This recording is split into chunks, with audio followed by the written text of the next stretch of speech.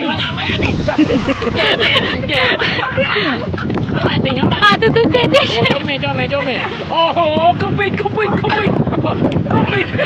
buku tadi kita lihat. มาแล้วใช่ฮะตั้งคอได้เห็นต้องปิดด้วยนะครับ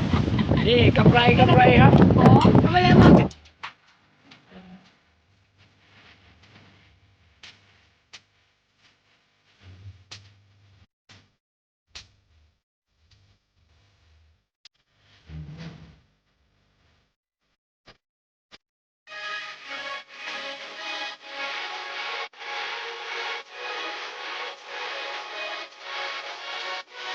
วันนี้มีโอกาสกินข้าวกับแตงโม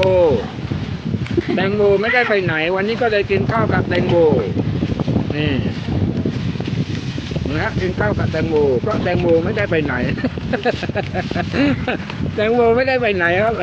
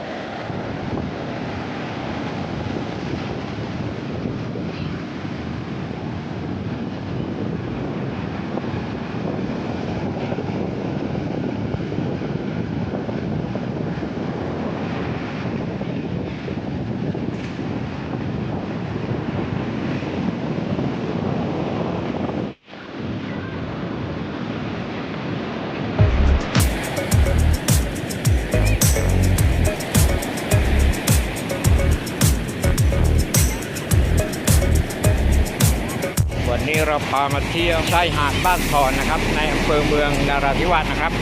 ห่างจากตัวเมืองประมาณ15 กิโลเมตรนะครับโดยประมาณนะครับ